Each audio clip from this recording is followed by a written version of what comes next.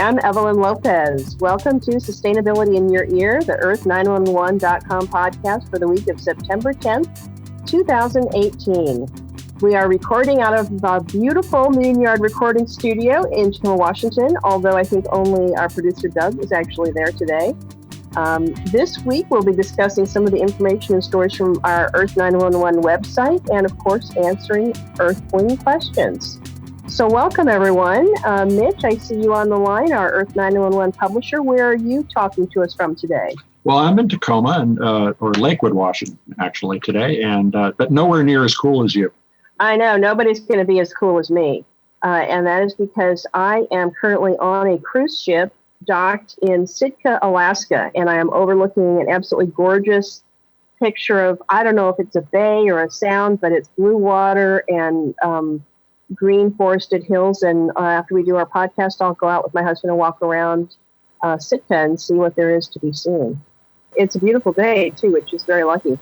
We have our writers, Trey Granger and Sarah Lozanova. Trey, where are you talking to us from today? I am in Arizona, and it's below 100 degrees, so that's always a good sign. Oh, that means the seasons are changing at last. Hello. Sarah, where are you today? Yeah, I'm joining you today from sunny Mid-Coast, Maine. Oh, that sounds good. And are you seeing the beginnings of fall yet, or does it still feel like summertime? We are. Some of the wildflowers are starting to turn brown, and the nights are getting quite chilly. Oh, so seasons are changing. Well, I'll tell you, in Alaska, the cruise ship I'm on is trying to make a real push for environmental and sustainable cruising, I guess. So one thing I'll give them credit for, if you want a straw, it is not easy to find a straw on this boat. The boat is doing a great job about using all reusable items, cloth, napkins everywhere, cups, plates, utensils, everything is metal, china, heavy-duty plastic that gets reused. So they are making a real effort. That's great to hear. Now, what cruise line are you on? I'm on the Holland America cruise line. They have a base of operations out of Seattle. So this was a last-minute decision for us. And one of the reasons we decided to do it on about a week's notice was that we could just drive, or in our case, take an Uber up to Seattle and get on a cruise ship without worrying about any flying anywhere or making any reservations. That's why Seattle. Well, there you go. There's your test alert on the boat. Where are we with the surveys this week? Let's start with that. So we had a couple of surveys come out. First, how far do you drive to drop off your recycling? And we asked Earthlings to give us responses from less than 1 mile up to more than 10 miles. And surprisingly, 11% of our respondents drive more than 10 miles to drop off their recycling. 13% drive 6 to 10 miles. And then in the middle, 4 to 6 miles, 9%. 1 to 4 miles, 18%. And for those of you who enjoy convenience, 49% drive less than 1 mile, which is good to hear. It's good that there's that kind of recycling coverage for most of our listeners. What do you guys, how much do you find that you need to travel to get your recycling taken care of in each of your respective homes? I think it really depends on what we're talking about for recycling. Like if we're talking about food packaging, I can do it curbside. But things like electronics and batteries and paints, those things I do have to drive to drop off. So I'll drive probably up to 5 miles to drop those things. How about you, Sarah? We have a single stream recycling dumpster in my neighborhood. So I just walk a few hundred feet. That's great. See, we're getting good coverage. And how about you, Evelyn? Well, I think that similar to Trey, I'm fortunate enough to live in a city that has a really robust, good recycling program. So if I want to take things to the transfer station, the environmental services recycling center, that's probably within 5 miles of my house. Yeah. And I can take just about anything there. There's also a company called Green PC in Tacoma where, I think it's still there. I haven't had to use it recently, but they'll take all of your used computer gadgets and things like that. So I would say probably all of my recycling needs could be met within a 6 to 10 mile radius quite easily. Yeah, that's about the same for me. I mean, most of the stuff can go in the curbside, but if we're in the middle of doing a lot of house cleaning, so we're 4 to 6 miles, probably the same transfer station you're talking about. We had another survey this week. Climate change opinions, are they causing tension in your family? And a little less divisiveness than we see in our politics these days. 60% said no, there's no difference of opinion causing tension in my family, and 40% said yes. So again, sounds like there's some generational differences, perhaps. I certainly find at Thanksgiving that there's a couple of people who have some climate change differences of opinion, but for the most part, not at my house. How about you guys? Yeah, I thought this was a pretty interesting result because 40% is still rather significant of people saying that it is causing some tension. And I did wonder, is that younger people who have that tension with older people? Is it just people who have kind of more different viewpoints about political issues? But it did seem like at least there's a lot of discussion potentially going on out there. Yeah, the 50-50 split would be particularly striking because it'd be so close to the political. Mm-hmm. But it does sound like this probably is more generational, and I would imagine, just like I was saying, probably intermittent rather than permanent in the household. It's something that happens across generations when they get together. Yeah. Well, and I also thought it was interesting. We're going to focus a little bit on water today. Both conserving it and protecting it. And if you have a difference of opinion in your family about climate change, then my guess is that you may also have a difference of opinion about, is it worth turning the water off while I'm brushing my teeth? Is it worth, being a little bit thoughtful about how often I flush the toilet? And those are considerations we always have during droughts, but even during non-drought times, if you're concerned about water, you might want to do those things. But if you think there's no need, then I don't want to know why you would. I've found in many cases, people from older generations are actually very aware of resource consumption, but not necessarily from an environmental standpoint. Mm-hmm. Like, I think food waste kind of highlights this. I find many people from my parents' or grandparents' generation are really mindful of food waste, whereas I think people from my generation or a generation younger often don't think much about it and kind of buy whatever looks good at the supermarket and dispose of what doesn't get consumed. But I get the sense that with resource consumption in general, that many times people from older generations have lived through tougher economic times, and so they tend to think of it more from an economic standpoint. Yeah, it was definitely the case in my household that my Depression-era parents were very aware of food waste. But from the environmental perspective of the materials around the house, I don't think that connection was made, but the younger generation sees that quite clearly. But it's interesting how we travel in waves as a society, and the waves are differently timed.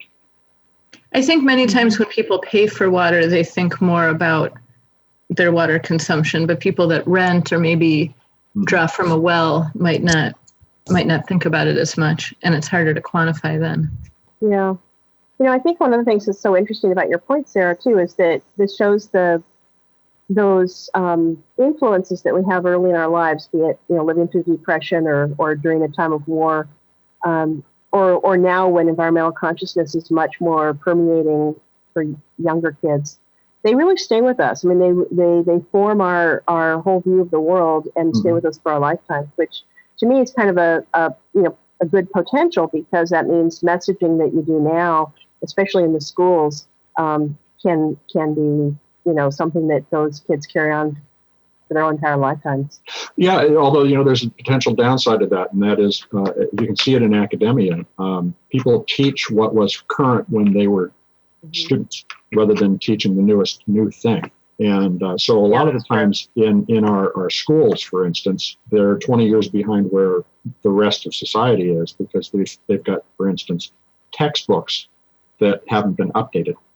So it's really interesting how this permeates or propagates through the society. It's not something simple. Mm-hmm. Well, we also have a couple of interviews up on our website now that I wanted to touch on. First, Mitch, you did an interview with Bill Maynard, who's a leader in the American Community Gardening Association, about the American Community Gardening Association's annual conference, which is going to take place in Atlanta, September 13th through 16th. What did you think about that interview? Was anything a surprise? Well, Bill Maynard was connected to us by Mary Huckel, who was also on the show about a month ago talking about community gardens. And he's one of the board members of the American Community Gardening Association and has been involved starting off as a volunteer in Sacramento, California, and then becoming the city's community garden liaison. So he's been deeply involved in this for many years. And it was good to hear his different views on how to get a community garden started and how to create the kind of focus within your neighborhood that will drive the garden from a vision to a success.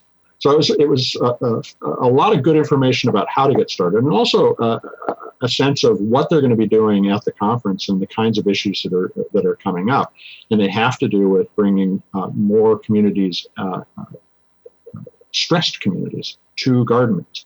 PTSD survivors, inner city neighborhoods where there's an opportunity for people to sort of take ownership of the community and the neighborhood. And it was refreshing to hear that all of these ideas are going to be discussed. It isn't, just talking about when to plant and what to plant.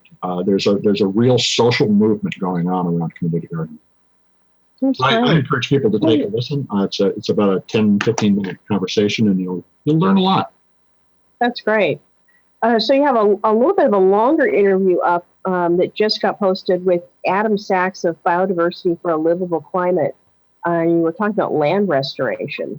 So when we were offline, you mentioned that there's also a video as part of that. So tell me a little bit more about that and why we should go find that on the website.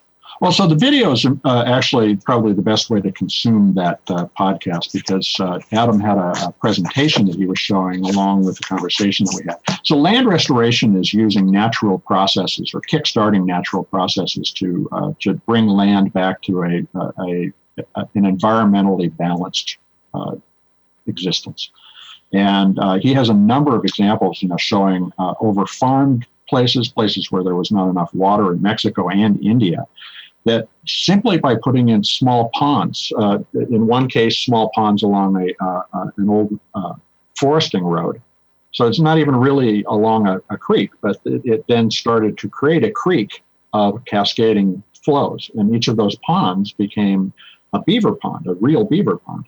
And that helped bring the entire land back to being fully with enough water and with a broad range of different kinds of wildlife and fauna, flora and fauna.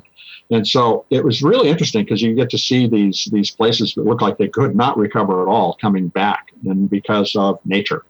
The whole session is about 55 minutes long, and there's a lot of information about how this can be done, where it's most effective.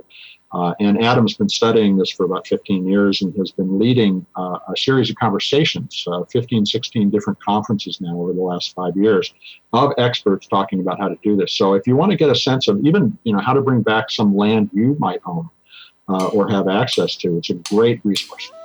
Okay, well, that sounds really promising. I'll take a look at that video.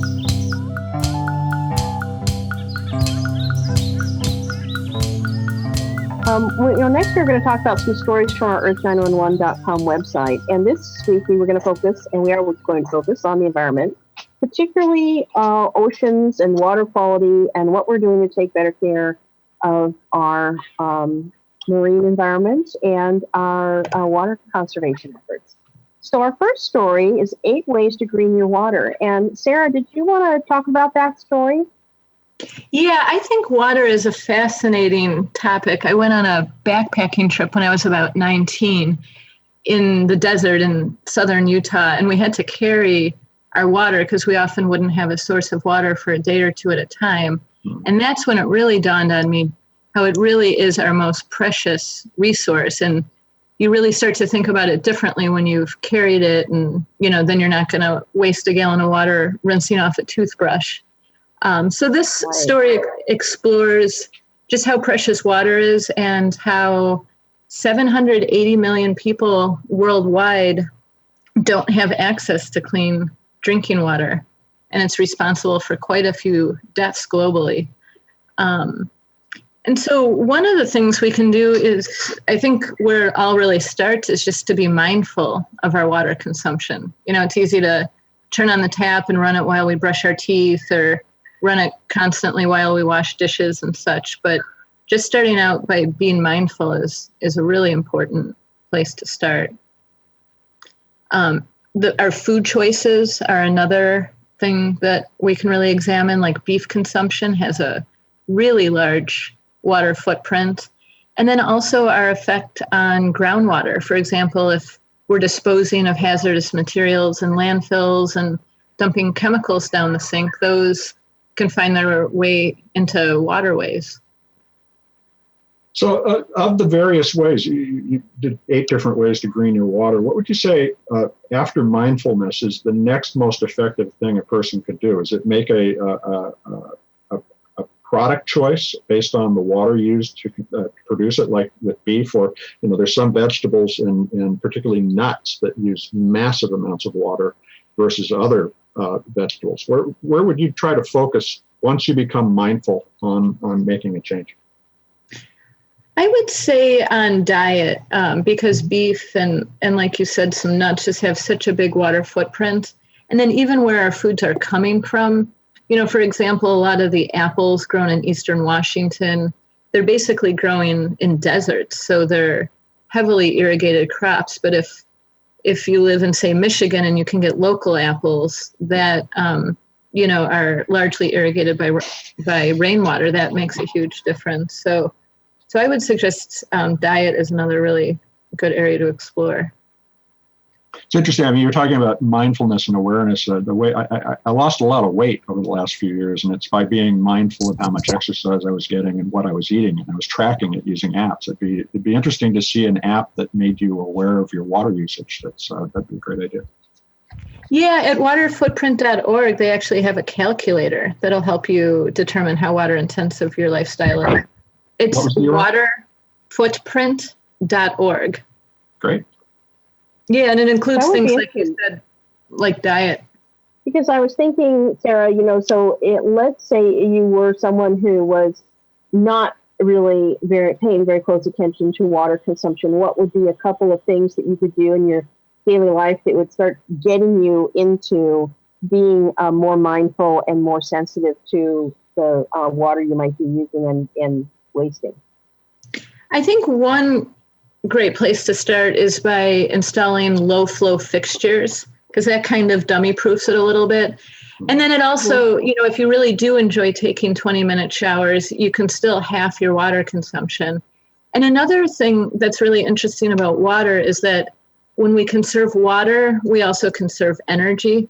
Like a lot of the water that we consume is heating. And also another thing is that water requires energy to get to us, to be pumped and then to go to a wastewater treatment facility when we're done. So it's kind of, it has a ripple effect, shall we say. Mm-hmm. While there's a lot of good tips in this story, it's actually a really good story. I'm glad one thing we avoided mentioning, because it's a question I get asked a lot, is whether you should or shouldn't rinse out your recyclables before putting them in the bin. So I'm glad we didn't mention people that they shouldn't do that. You definitely should wash out your bottles and cans before you recycle them, even though it's going to take some water use. There are trade-offs. Yeah. And that's a great thing to use cold water for. With conserving water, we can also become aware of when we need hot water and when not. And I think in many cases, cold water works very well for rinsing recyclables. Absolutely. And I would just fill up a sink like with 2 or 3 inches of water and just rinse that way instead of running the tap the entire time you're rinsing. Yeah, especially if you have multiple items.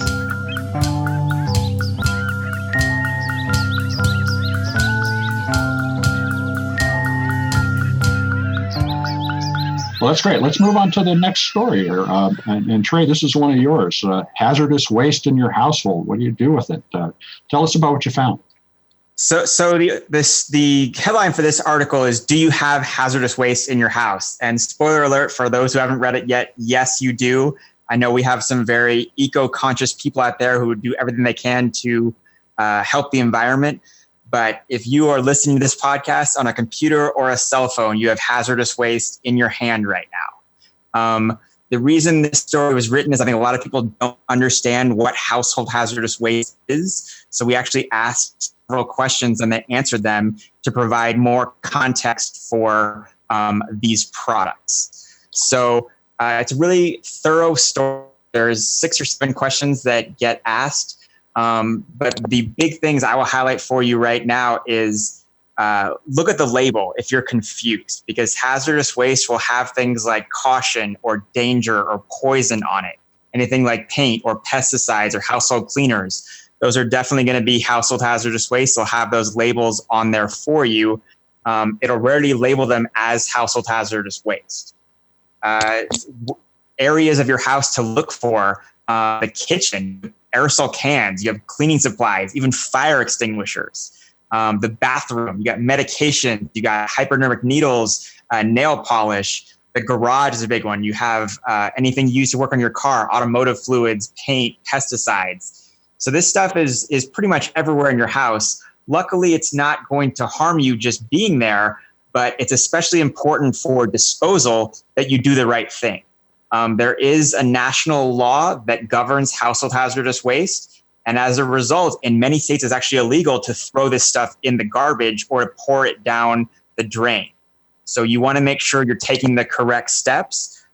Many communities will have what's called HHW facilities or programs where they'll collect this stuff either on a regular basis or multiple times per year. So look out for those events when they're coming up. Usually there's going to be one in the fall, so in the next month or two. And the other thing to be aware of is not all of this stuff has to be disposed of in a harmful way. Many forms of household hazardous waste are recyclable. Batteries, antifreeze, latex paint, all these materials can be recycled into new products. So one thing I would definitely encourage people to reuse products as much as possible. Use them up. And if you have a facility in your area that has what's called a swap shop, go there and see what they have before you buy new products. See if they have any paint, have any household cleaners, have any pesticides you can take, usually free of charge, and it helps reduce the need to dispose of this stuff in the first place. So this is another one of these habit building practices, and I encourage everybody to read and learn the kinds of information about the what is hazardous in your house. But Trey, are there kind of mnemonic approaches that you could take to thinking about what's hazardous in your house after you've looked at this so carefully? What are the 2 or 3 things that you just jump out at you as, wow, that's hazardous, but most people don't know it? I think most liquids that you would store away from kids are going to be hazardous. So any sort of bleach or cleaners that you have in your kitchen, any sort of car fluids in your garage, those are the kind of things that, if you're keeping away from your kids, you definitely don't want to pour it down the drain. Yep, great. Well, let's move on to the next one. We've got a story. It's about a new kind of 6-pack ring.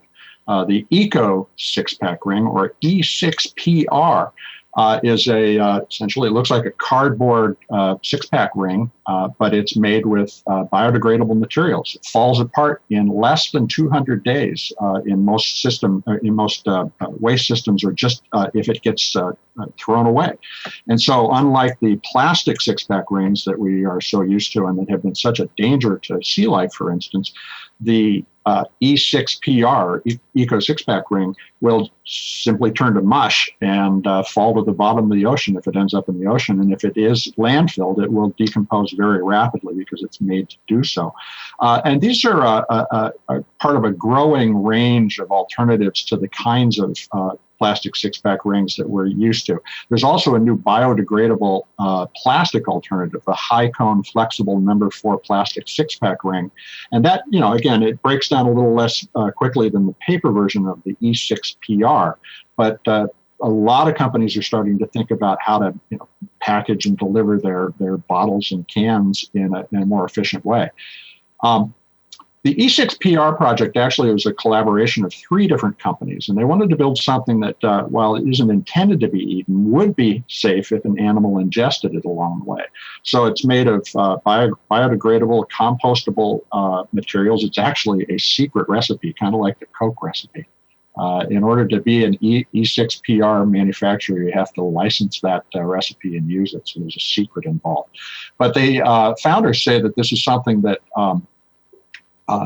they worked very hard on for 3 or 4 years, found that there were multiple companies trying to work it out, and got together to bring this to market as a standard that's being used by a growing range of companies. So there are breweries in the United States and Cape Town, South Africa, and Australia, amongst others, that are starting to use the E6PR six-pack ring for their beer. Saltwater Brewery, which is was founded in 2012 with a mission not only to make good beer, but to give back to our oceans, said that they started using these, even though they cost a little bit more, because they know that if it ends up in the ocean or in a landfill, that it's not going to be there for 500 or 600 years. Another brewery that's using the E6PR pack is Cross-Eyed Owl Brewing in Decatur, Alabama. And the founder of the organization, Trey Atwood, said, we're a river city.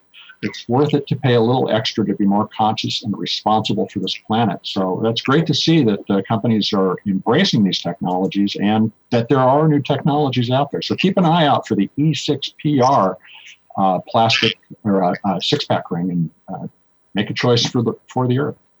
So I've seen some of these, there's a local restaurant that features microbrews, and they have some, I think they're a slightly different one than this, and it looks like it's sort of a brownish cardboard, kind of like a drinks carrier material. Yeah, same I haven't concept. seen it yet. Okay, I haven't seen it yet in the regular grocery stores, but I'll be looking for it. I think this is something that you'll see coming out in the next 2 to 3 years pretty widely, but right now it's still in fairly limited use. Okay. Well, it sounds positive, both in getting rid of the waste and if it does end up in the water or in other ecosystems, being something that will break down or maybe even be edible by wildlife. Well, and our listeners should ask their favorite breweries to use something like this rather than the kinds of materials that they currently rely on, especially if you see plastic. And Mitch, you mentioned the High Cone company. They actually have a mail-in program for six-pack rings. So for those who have rings that they can't recycle at the curb, you can actually mail them in to High Cone, and they use them to make their biodegradable. So let's move on from there. Since we've been talking about sort of ways to reduce the pollution going into the waters, I wanted to talk about an article that's been up on our site called Seabin Project Aims to Reduce Ocean Pollution. And this Seabin Project, and Mitch and I were discussing this offline. I can't remember if we discussed this on the show or if we discussed this sort of before a show, but it's a really fantastic program. The Seabin is an actual kind of little vacuum type piece of equipment that floats in the water and sucks in garbage. You've probably seen videos of this on Facebook where it's sucking in like a container full of garbage. It's like a Roomba. Yeah, in corners, and it's sort of like the size of a bucket, and sits there in the water and just sort of, sucks in the garbage with the water. The water goes out, the garbage stays in. And it's a wonderful invention. And one of the things that we were talking about offline was Mitch had posted on our Earthling forum an article to try to get some momentum to get a couple of these in our Tacoma area. So what we were talking about was whether that article on the Earthling forum had really had any legs or what kind of response it got. And it seemed like maybe it wasn't really trending in any way. Well, I thought... Yeah, we started that was almost the first posting on the forums, and we've seen some activity. That was early days. Yeah, definitely early days. So I did a little math just to figure this out. What would it cost to have 3 or 4 of these in Tacoma? Because we have several different waterways. It would be great to be vacuuming. The marina, there's several shorelines that we could do. So these things cost about $3,700, $3,800 when you buy 10 of them. So in order to get 10 of these for Tacoma, we would need about $37,600. And you need probably some staffing, because somebody has to go out and as you say, clean these every day, right? They need to be, the bag inside needs to be empty. And so roughly speaking, for $100,000 a year, I think that we could have somebody operate maybe 20 of these over the course of the full year, and really clean up these waterways. I said I would put up $100 to do that if 999 other Tacomans would join me. So maybe what we need to do is reach out to the Tacomans and see if we can kickstart this kind of thing, because look, these tools are emerging all over the place. There's lots of other Seabin-like devices. Some are being deployed to clean up the garbage patches, for instance. We can start as citizens just organizing these things. We don't need to turn this into a federal program. So I think we should, and I'm willing to take on this challenge myself, and I'll, boost it out on, Facebook and Twitter and see what I can get going. I'll contact my city council members that I know, and maybe contact what I'm thinking is there's a Sea Scout based in Tacoma that this might be a good project for them to be involved in. And then, of course, the port. And the port actually has considerable resources. And frankly, they don't do a lot for good PR in their environmental conservation arena. So this might be something that they would be interested in too. It would be great to turn this into an example that other cities can use to understand how they can get this kind of project done. So let's do it. Let's do it, and we'll report back on future podcasts. And indeed, and watch the site as well. So we'll do some stuff there. Yeah, watch the website. We'll have some stuff. And if you haven't read that article on Seabin, it's up on the website, and it is very interesty. Yeah, there's one more story just related to we had a nice piece about a Girl Scout who's saving our oceans. It's at Earth911.com, Girl Scout Saving Our Oceans. Take a look at it. This is the kind of self-organizing youth movement that we need. And it would be great to see, just as we were talking about Tacoma adopting this, if individuals all over the country will start thinking this way. Yeah, I agree. I think that's a really nice story. Positive about Girl Scouts and positive about some of the things that young people can do to really make a difference. So that brings us to our Earthling questions. And our first Earthling question comes from Julie in Colorado Springs, who asked us on Facebook, can file folders with the metal fasteners be recycled with paper? So what do you think, Mitch? Trey, what do you think about that?